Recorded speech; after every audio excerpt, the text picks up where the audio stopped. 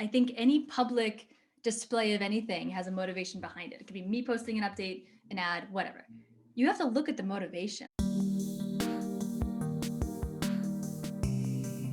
Welcome back to the Career Therapy Podcast, everybody. My name is Martin McGovern, and today we have Katie Martell joining us for a conversation with a marketer. Katie, I'm going to introduce you real quick with your LinkedIn profile, and then I'll ask you to tell us about yourself. And according to your LinkedIn profile, you say, to pay attention, this is our endless and proper work. That's a quote by Mary Oliver. And you are a marketing truth teller, host, speaker, and rabble rouser. All words that I love. But Katie, tell us about yourself.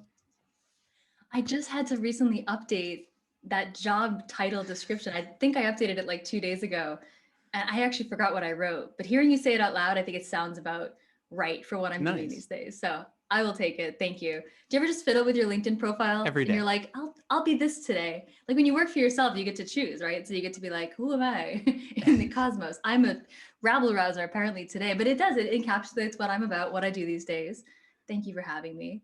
Absolutely. Do I have to answer that terrible question? Tell me about yourself. Absolutely not. No, I love what you just said there. So it leads perfectly into the conversation I want to have with you today, because I came across your videos while you were talking about pandemonium, and I know that name has changed to woke washing or woke washed. And you're doing something that when I worked in marketing and advertising, I wish I had the guts to do.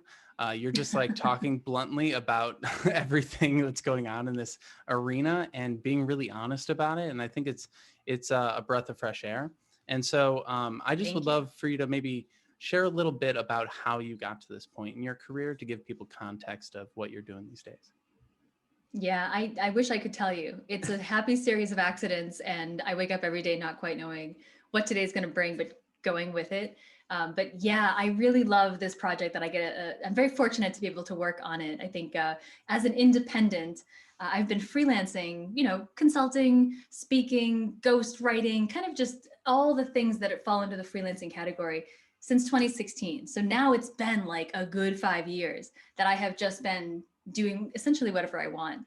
That's what's given me the courage. I'll be honest, the courage, the time, the chutzpah to just say, all right, I'm going to make a documentary now, and I'm going to make a book happen about a topic that I personally am fascinated about and that dovetails with my background in marketing. So you should have the courage to do these kinds of projects. They are enlightening. They are terrifying. I've had more personal growth through this. It was just as I was an entrepreneur for about 18 months. I had my own marketing technology startup with a great co-founder who I had worked with at a previous Martell startup. And it's just, I feel like documentary making and book writing and all of this, it's the same challenge as entrepreneurship. You're building something, you believe in something, you think there are rules because you can Google like how to build a company, how to do a document, but there really aren't anything helpful.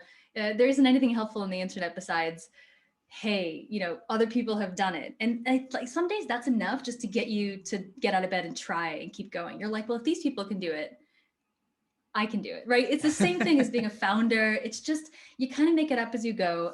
But I have no regrets, none at all, of being in the world of startups. Prior to being in my own MarTech startup, I was part of other high growth small firms. So, right out of school, joined a startup, then joined a PR firm that PR'd startups, joined an analyst firm that was going through a giant pivot, and ended up founding my own firm after that. It's been a lot in about 12 years, but somehow it's all led to a moment where it feels like it's in congruence and it feels very much in alignment now.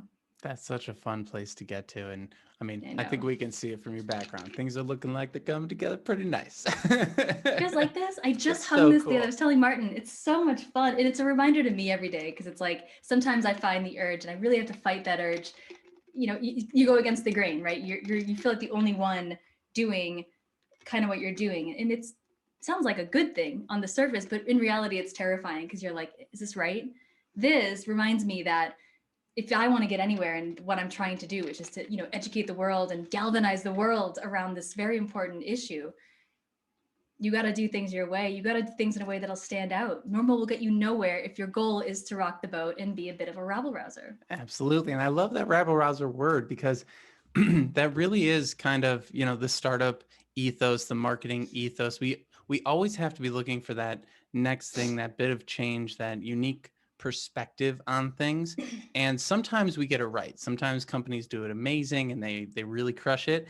And sometimes it goes way off the rails. You know, I'm thinking of the Pepsi, you know, woke commercial from years ago. And I'm, you know, as you've been going through your career, you know, I remember thinking back to like my very first, when I was getting into marketing and advertising and I was in college, and I was like, my favorite commercial, I was geeking out over commercials. And one of my favorite commercials was the Sony Bravia commercials. Do you remember those back in the day? It was like they dropped a bunch of bouncy balls down a street in San Francisco. They blew up a bunch of Yes. paint with a clown running on a building in like Yet. a different country. It was all these like amazing visual commercials that I thought really hit that sweet spot between, you know, promoting a product, but also being artistic and things like that. And I was like, yeah, I'm going to get into the marketing world. And then I'm like doing radio commercials and things like that. But there's a lot of different things that are happening in the marketing world, and some of it's good and some of it's bad. So when did you start kind of noticing these not so great marketing messages that were going out into the world? Oh, every day. If you're in marketing, you judge marketing all day long because you're the expert, right? I feel like even if you're not in marketing, everybody feels somewhat like an expert in marketing, right? Because we're all exposed to so much of it every single day. I actually think that's a detriment to the field. It creates a lot of like founders or CEOs or boards who undervalue marketing because they think they know how it works and what it is because they engage with it all day. You know, it's a really interesting kind of side comment on the state of the industry. We really don't get to there's no respect for the craft of marketing, right? Everyone kind of thinks they know what it is and how it works. But so I think we all kind of go through life looking at an ad and feeling like we are not affected by it. That's a sentiment from one of my heroes in marketing, Jean Kilbourne. She was a pioneering activist, and back in the late 60s, she started to pull out advertising. Just like I have a life, like I'm gonna get it. Hold on. Yeah. Don't leave. Hold on. Okay, so this is Life Mag, right? It is 1964. So right around this time, right? Got Jackie O on the cover. I found this in an antique shop and I just love it. So cool. She would like literally go through and just take out ads and cut them out and put them up on her fridge. Again, somebody who was just interested in advertising. In fact, at the time, she couldn't even get hired without sleeping with people, right? To get into the world of advertising. It was just hopefully different days. But you know what she was doing was cutting out ads that kind of looked all the same. They all featured perceptions of women that were somewhat misogynistic, right? Women in really subservient kind of roles or sex objects, or think about the 60s, you understand the advertising of the time, right? Very misogynistic. And she became the leading expert and a pioneer in the space of how advertising affects the portrayal of women and how it's connected to things like domestic violence and body shaming and health issues related to things like anorexia, bulimia, you name it. It all is we're all affected by advertising. And so we all are kind of a student of it, or we're all just kind of caught up in it. You really only have two choices. So a long time ago, I became a student of it, just somebody who wanted to be more literate in it. That led to a career in B2B tech startup marketing.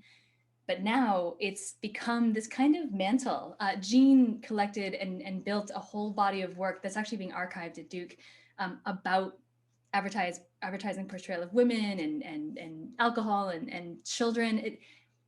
I want to build on that work. So what I've done is started to notice ads that are inherently social movement oriented. So if an ad has anything to do with feminism, right, or Black Lives Matter, and even if it's just a tweet, not just mass media ads, I've started to notice things that are, you know, more social justice oriented coming out of brands. And we've seen a lot of this in 2020.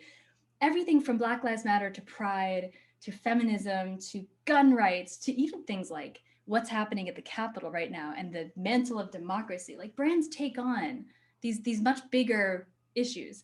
And all I've done is start to put together a collection and start to notice patterns and hopefully start to illustrate, hey, this is where brands are doing it in a way that is a win-win for the movement and for the brand.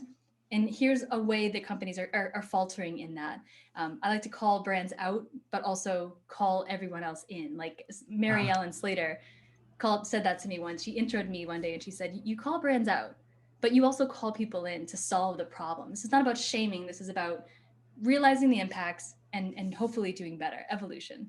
I love that. Yeah. And it is fascinating because it will impact us, whether we like it or not. I remember back, gosh, I was so little. And this is one of the things that kind of planted the seed for me to eventually go into marketing and eventually, want to look at it from the outside too, where I'd be like sitting there watching commercials, just watching commercials with my brothers, writing our Christmas list. We didn't even know what the TV shows were. We were just like, waiting for the commercials. There's no internet at the time. We're just like, what is the next toy they're going to show us so we can put it on our Christmas list because we thought Santa I still love existed.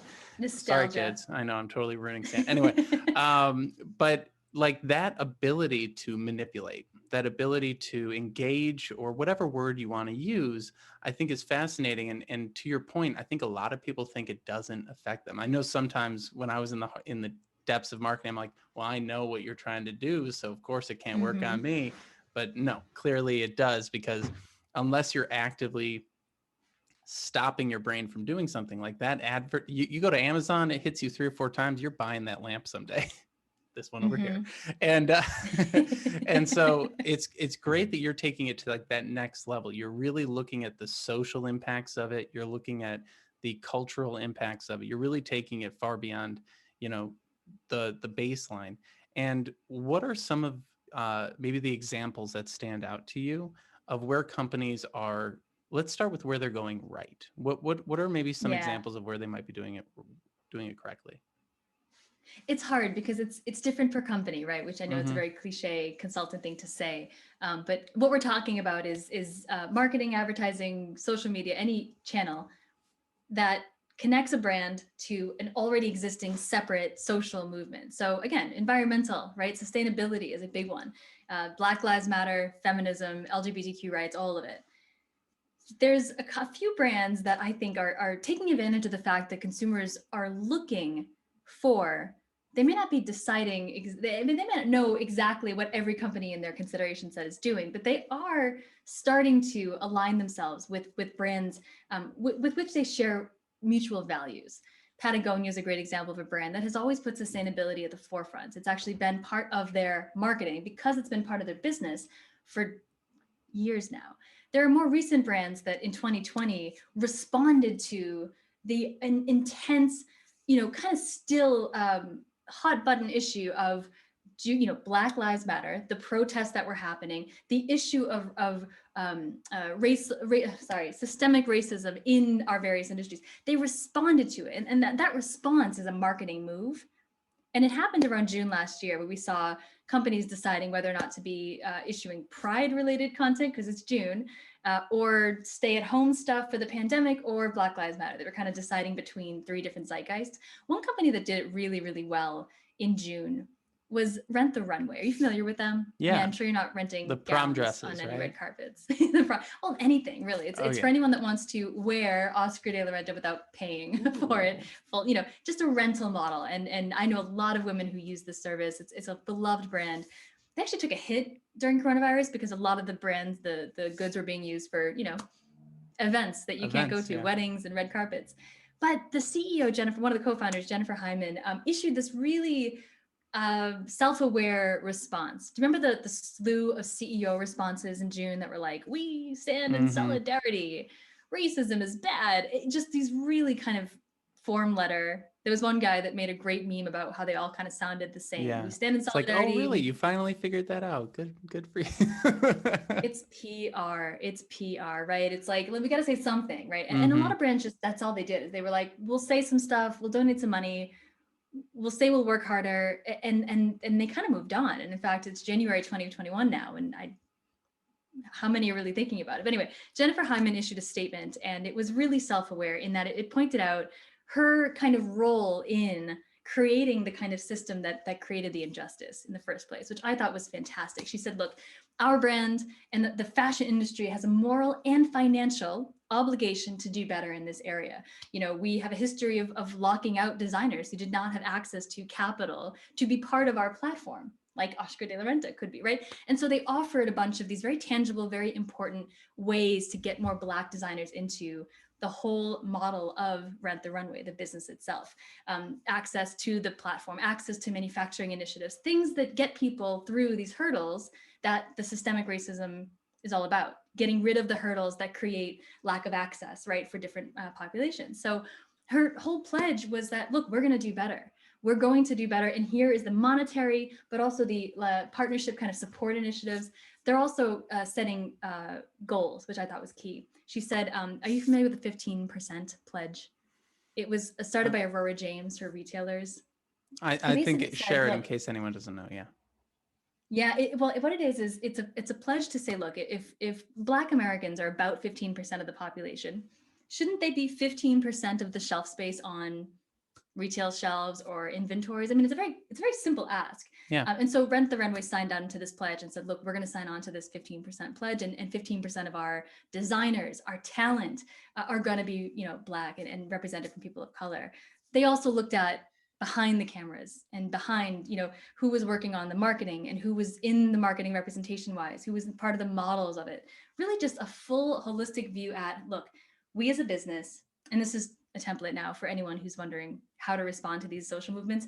What do we as a business bring to the table besides our marketing, besides our Twitter feed, besides our ad budget, to actually do something to help the movements that we are now trying to co-op so that we can generate all the PR benefit that they bring, that we can align ourselves with buyers. We're gonna get that trust and that connection on a value level. But what can we do that's tangible behind the scenes within our business and within our the reach that our business has into the community, supply chains, and partnerships that make something real happen? How can we give back to the movements in a way that is legitimate and not just lip service?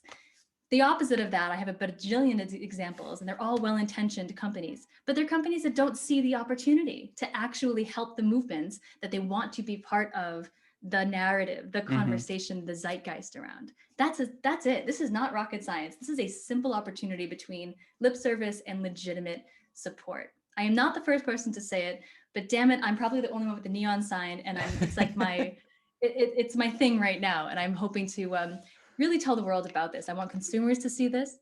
I want consumers to see this and know that they have to look at advertising through a lens of skepticism, Yeah. right? I want marketers to see this. I want people inside of companies to see this and know that they have the right to speak up and stop any of this kind of lip service from happening. They're missing an opportunity. Yes, they are. And it is that difference between words and actions. And I think one of the things that folks struggle with when it comes to marketing, and the next topic I want to get into with you is like individuals.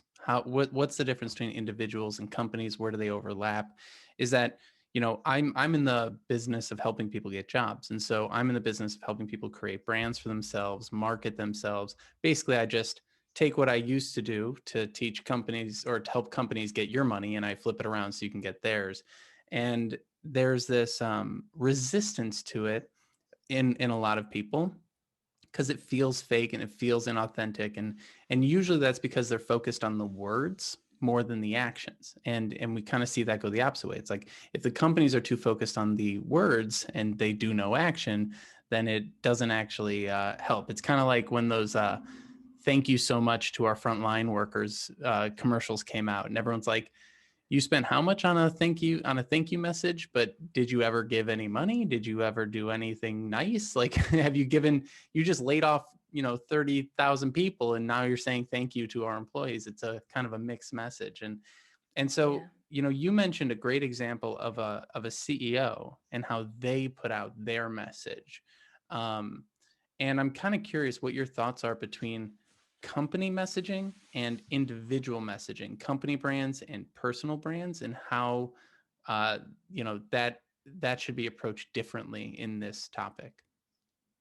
Yeah, when it comes to woke washed, brand responses, sometimes the decisions are made in a closed door room from the top of a business or just on the PR marketing marcom side of the house. And it's the decision of how do we respond as a company. Doesn't even look at how the employees are feeling or what the organization as a whole is capable of producing, as we talked about.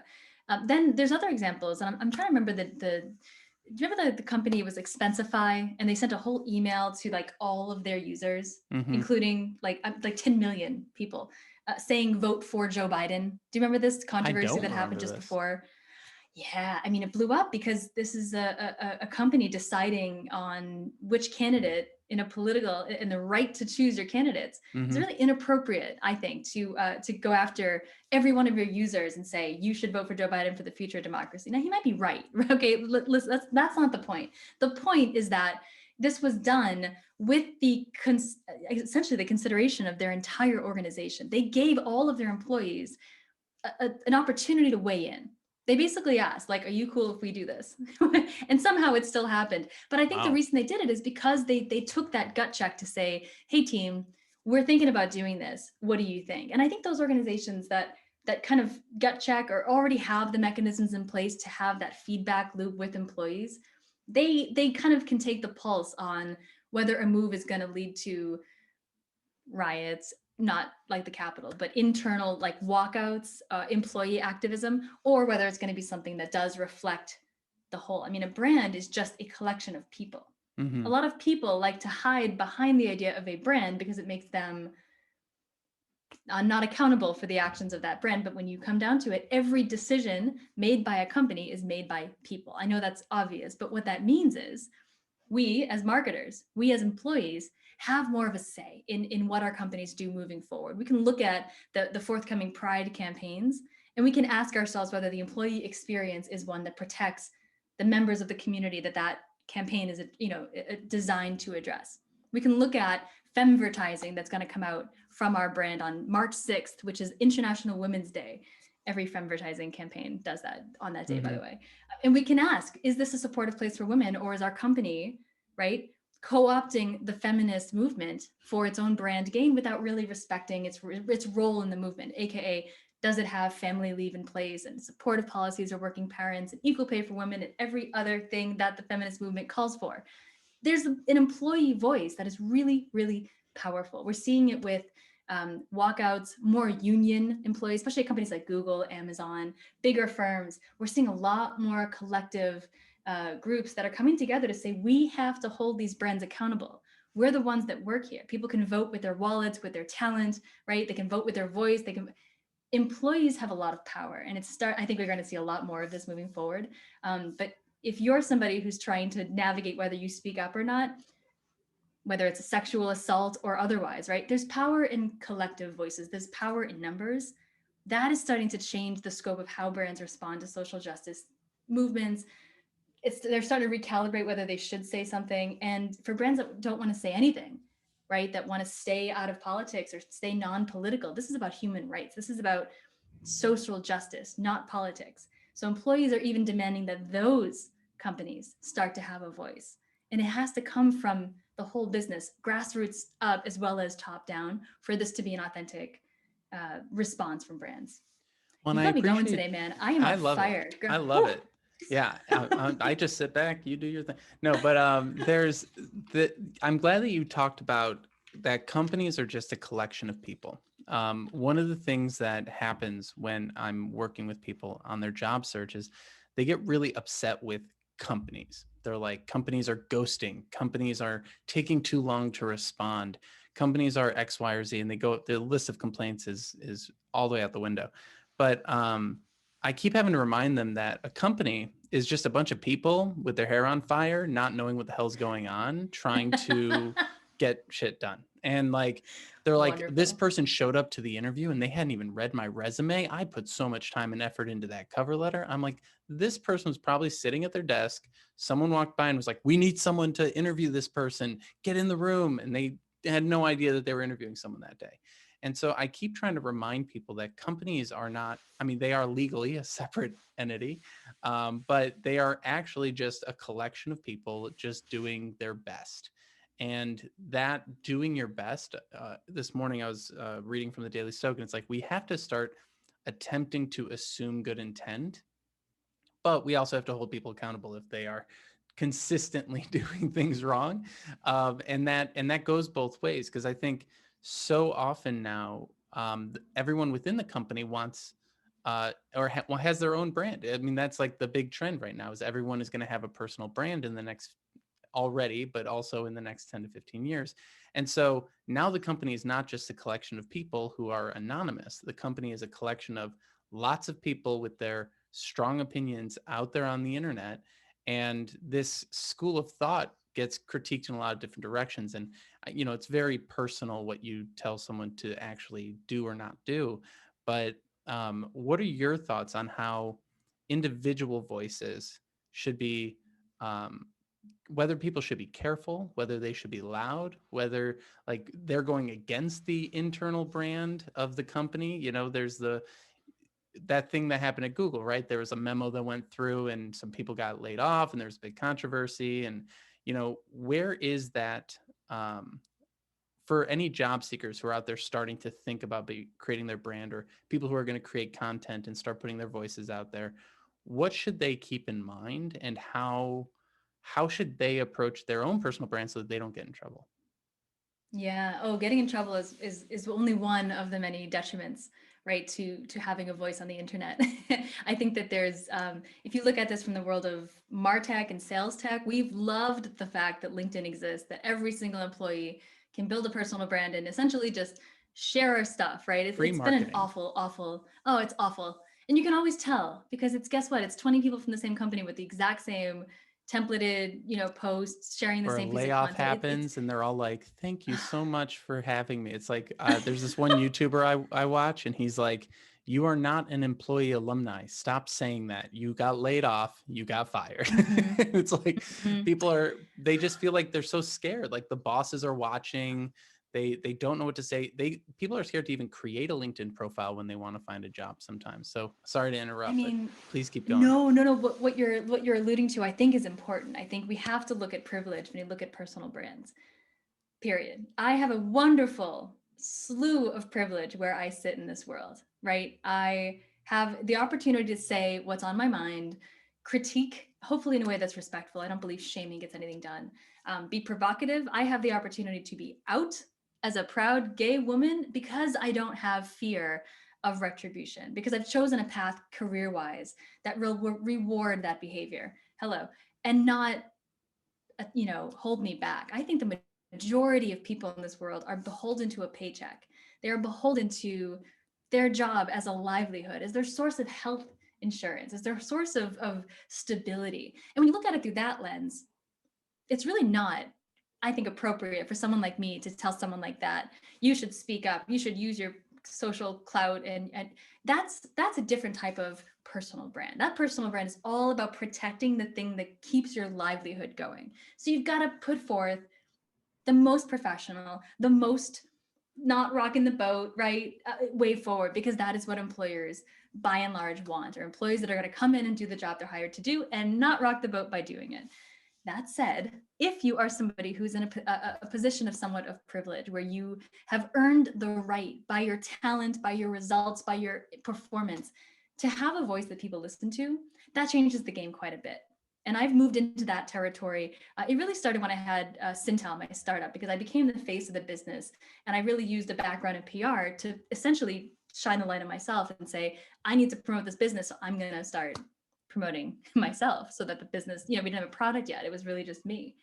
That led to what I'm able to do now. But it's only because I've put in the time over the past number of years to build something that requires me to be a bit provocative, right? Requires me to be and understand the levers of thought leadership to get things out into this world. Most people don't have that kind of, reason to do it. I don't actually believe personal branding is something everyone needs, but everyone should understand the place that they hold in the world, what they stand for, insofar as what they're willing to put up with. I think personal branding can lead a lot of people astray and make them seem like they have to be something they're not. You know what I'm saying? Like, you see a lot of people that copy their favorite, I'll not name names, but you see a lot of entrepreneurs. You see a lot of people that want because of the ego boost that you get from likes and follows and all that, that they think that's some kind of success metric to get followers and to get famous and to be controversial on the internet. Look at the long game. I like to look at motivation when I look at people on the internet. I'm like, who does this narrative serve? Like, who does this narrative serve? What is behind this person being out there on the internet? For most people, it's just ego. Yeah. Simply just, I'm here. Do you see me? Do you hear me? Very Oprah. That's an Oprah Yeah. thing. But I think for most people, it's just about, I just don't want to get fired. And I just want to be considered for the next job so that I continue to make more money so my family has health insurance. Like, it is that simple for 99, I would say 99% of people out there. Yeah. I could be just No, curmudgeon about it I though. think you're right. And I think, and there's kind of two ways to look at it, right? There's the active personal brand, and then there's the just you're putting stuff online publicly, whether or not you know it's going to come back to get you or not. Like there's so many people that post like that, those stories of the woman who tweeted something, got on an airplane, turned off her phone, and when she landed, the entire She world said, going hated to her. Africa, Yeah. hope I don't get AIDS. Like, Justine Oh, Sacco, you deserve to sit down. I'm sorry. oh, it's I'm so sorry. cringe. Oh, don't ever cringy bad jokes. Bad, bad, bad. Oh, that's so bad. And so, but like her life just got demolished. And I don't think Yeah. she's sitting there going, how do I create a personal brand? She's just like, She worked in PR. She oh was a my God. communications professional. That's what I'm saying. If you're somebody who knows the reason that you're putting things out into the world, you have to be willing to deal with the consequences. Yeah. Sorry. Cancel Well, that's the culture big is thing. well, that's it. Exactly. Cancel culture isn't a terrible thing if it holds people like that, but really broadly anyone who has the privilege of not facing the consequences of their words. If cancel culture can start that and give people a gut check, even that hesitancy, should I actually post this? Man, I think cancel culture is worth it. It doesn't work when it's really going after without evidence or proof an individual for no reason. But I don't actually think that's what's happening with No. 99% of cancel culture cases. Well, the big thing is setting a precedent. I follow a lot of comedians and they can be provocative as they want to be, right? Because they've spent a decade plus saying, I'm a comedian and here's my tone, and they ease Mm-hmm. into it over time. And I think that's where a lot of people go wrong, is that they want to get to that quick fix, that quick success, that fame or whatever overnight. And so they don't take the time to dip a toe in, see what the boundaries are of the things that they should and could and want to talk about, and slowly Mm-hmm. grow that with their knowledge base, right? Like, when I get on the live stream and something political happens in the world, I'm not the first person to talk about it because I'm like, I kind of know where I sit in the world. I'm in a little Right. bubble. Maybe my opinion isn't the first thing that I should say on a live stream. Maybe I should go research some things. And that, to your point, that check of being like, do I have all the information? Am I thinking through this stuff correctly? Have I even built up enough awareness in what I'm doing to comment before just, talking aimlessly? And I think that that's a really smart way to go about it, to think that long-term game, right? You want to Yeah. be able What's the to, goal? yeah, Yeah. if you're going to be creating anything, podcast or anything, are you thinking 10, 15 years ahead of like, is this sustainable? Is this the direction I want to head? I read an article the other day, and it was someone talking to his kid, and he was saying, just think about your behavior and draw the line, right? So he's like, I try and do that with my kids every day. Eat junk food, draw the line. What does your future look like? Go work Mm. out, draw the line. What does that take Oh, you to? that's If you terrible. keep doing that I every wouldn't do day, half the shit in my life if I did that. If I followed that right? advice, I wouldn't do anything.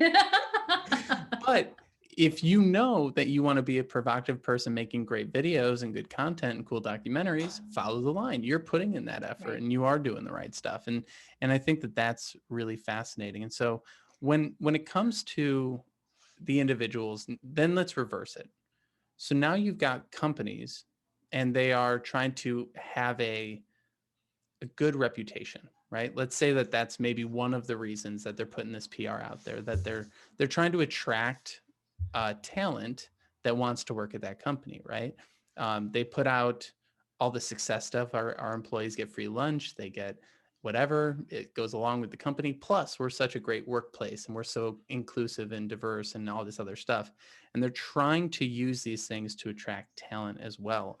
And so I always find it to be fascinating because you've got job seekers going out wanting to work at a good company, and very often this is marketing. This is not reality, right?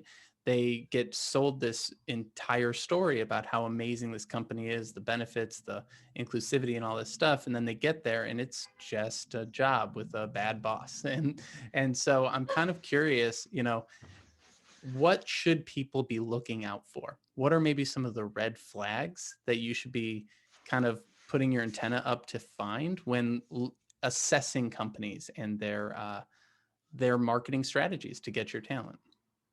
Yeah, I know this is like a consistent question on your great show, but I'm a really bad person to ask that question to, and I'll tell you Sure. why. It's because I think that every job I ever had working for another company, I had no idea. Looking back, I mean, hindsight being 2020, you don't see the red flags until you're in it. And I don't know, man. It is a really difficult process to judge a company like you would a buyer through the marketing or even through things that we think are transparent, like Glassdoor, which really isn't. It's really controlled by the employer. Right. It's a really manufactured way of getting at the real company culture. It does call out a lot of brands, really the really bad stuff, but there's a lot of mechanisms for those companies to take down bad reviews and to pay Glassdoor to take it down, just like at Yelp, right? So we really don't have a lot of transparency into what the reality of working at a company is going to be like. I wish there was a magic bullet. I know there's a lot of people that talk about the importance of culture, the importance of things beyond foosball tables and Nerf guns and unlimited vacation. I don't think it's easy to tell what that looks like from the first few interviews. And I'm sure other people do it. I'm sorry I'm giving you a non-answer No, here. you're not I giving me a just can tell non-answer. You're you that, really hitting on it right in the core. Because the other day, someone was saying, well, I didn't want to apply to this job because their Glassdoor reviews are terrible. And I had to explain to them, that doesn't mean anything. Like, it's much better to get the job and then turn it down, or start the job and then quit, than to never apply and never go through the interview process. Because, hey, at least you're building right, skills, right?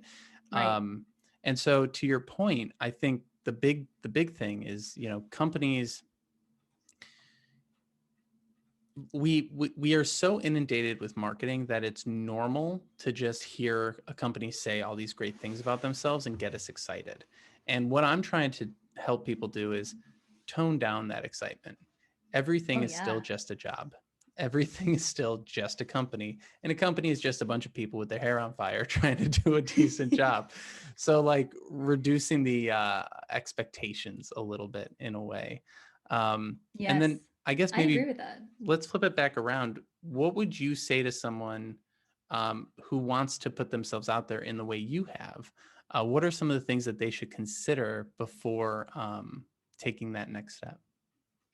Well, I'll say one more thing about the Sure. working at companies. I fully believe that whole adage that people don't quit jobs, they quit managers. I really 100% believe that. And I get a lot of questions from young marketers, me essentially 10, 12 years ago, who are just starting, who are just getting into the field. They're looking at different roles. And in this past year, I've helped a bunch of them through it. Helped through meaning get on the phone and give you my 2 cents on it. I remember one in particular was comparing two companies in which one had a lot more cachet, more recognizable brand, but they weren't quite sure about their manager. The woman seemed a little iffy, and the other one was a smaller firm, a little bit wider job responsibility, more areas to grow, with somebody that was going to invest in them.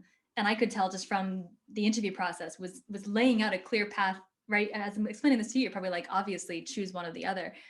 I think we know what to look for if we've worked for managers that have hindered us or taught us lessons in not an enjoyable way, right? There's no failures, just lessons learned.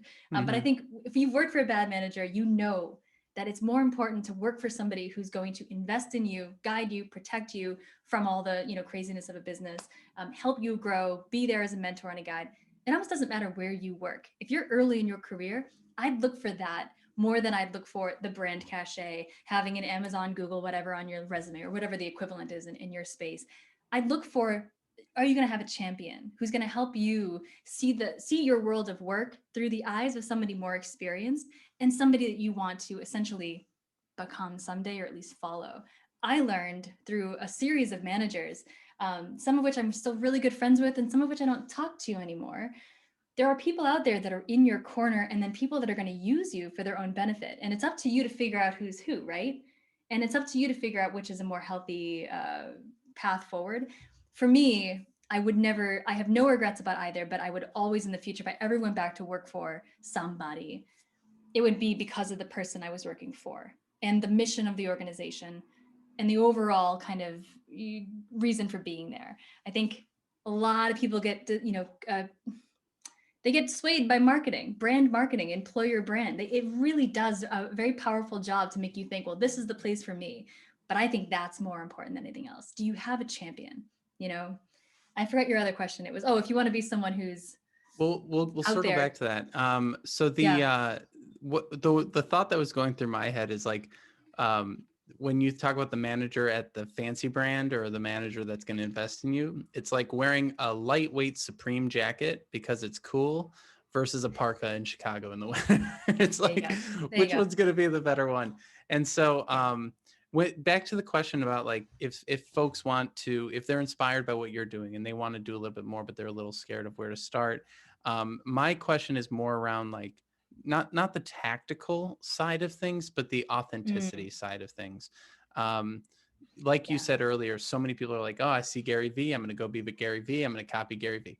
And like, clear example, if you've seen I his wasn't even videos. thinking Gary Vee when I said that, but he's one of, yes, he's, Right. people love to hate on Gary Vee. I don't want to be, Well, but people love to hate on the hustle culture that of people then course. try to replicate. Yes. And there's Yeah. positives and negatives and everything. And I think, Yeah. but I'm curious, like, what have you done to maintain your authenticity in your work? That's just it. The fact that you're asking that question is key. Like I said, I think any public display of anything has a motivation behind it. It could be me posting an update, an ad, whatever. You have to look at the motivation. I think if you're somebody who wants to um, make some change in the world, this could even just be as simple as wanting to elevate your brand, your thought leadership personally or company wise, with some kind of an original point of view to the market. Just ask why.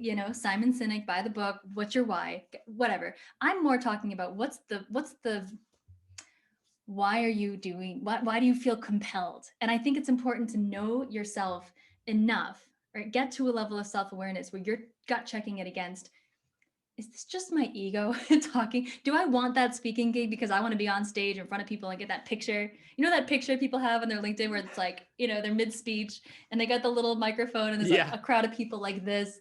Like, that doesn't mean that you've been successful in life. That means that you can write a killer abstract, you know how the application process works for a speaking gig, and or you've built enough reputation where you get asked to speak. It just means that you're able to put on a show.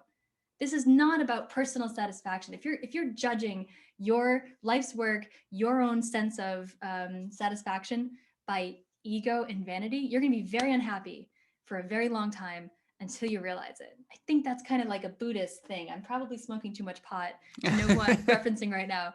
But my God, you have to separate it from ego. Ask yourself, what is in it? What is my skin in the game? And I'll tell you what mine is. This whole collision of social movements and marketing comes from my own personal collision, like a hodgepodge, right, of who we are as people. I am a feminist. I am a woman. I am a gay woman. I am a marketer.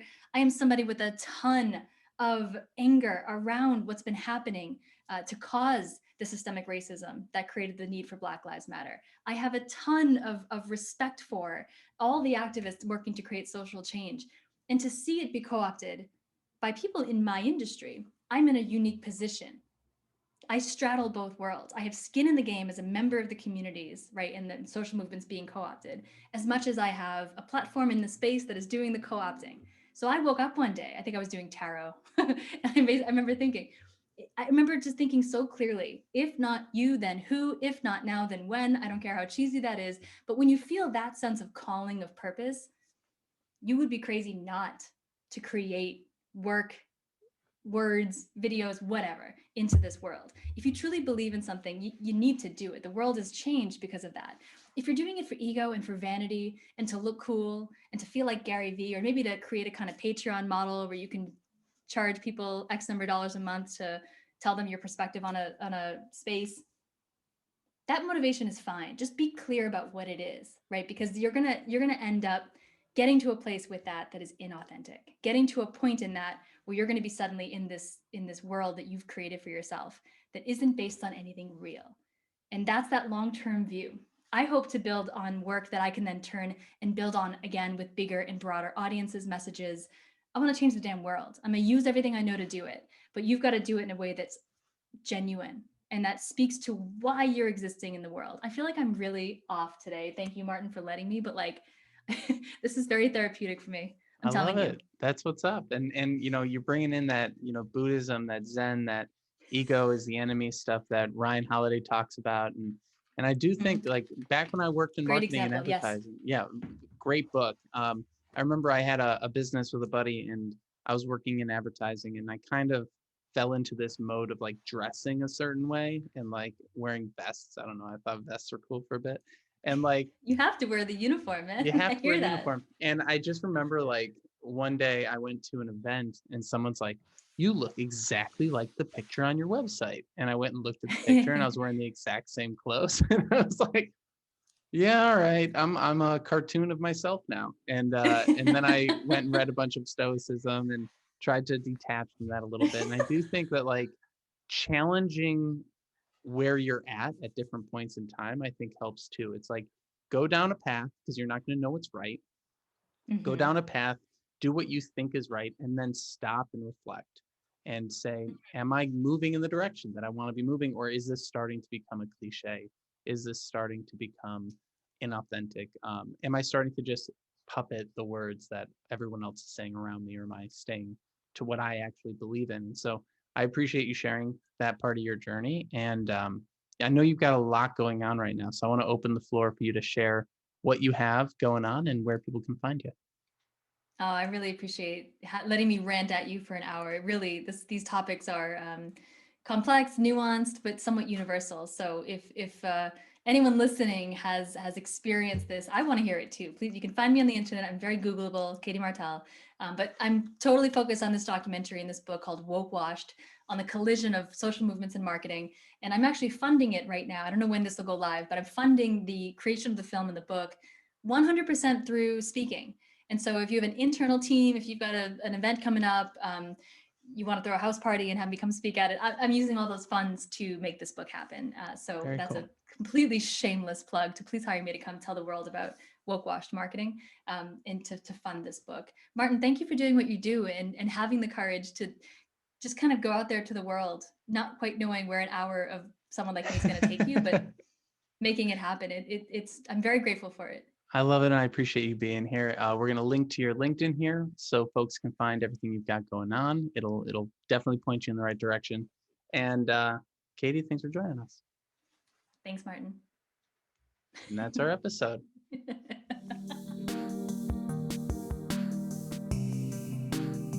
Thanks so much for stopping by this episode of the Career Therapy Podcast. It's been a pleasure having you. And if you're curious about what we do here at Career Therapy, head on over to www.careertherapy.com to see all of our coaching options, resources, and links to other things we got going on. If you would like to share your story on this podcast, something that you've gone through, a transition you've experienced in your career, whether it's getting a job after college or going through a layoff or getting back into the workforce after raising your family, we would love to hear from you. Head over to linkedin.com/in/Martin McGovern and shoot me a DM. Let me know what's going on, and I'd really like to share your story with the world. What we're trying to do here is really normalize the emotional side of the job search because we all go through it. We all have tough times in our careers, and sharing these stories really helps people feel less alone and feel more empowered to take their career back into their own hands and make something of it. So thank you again for stopping by.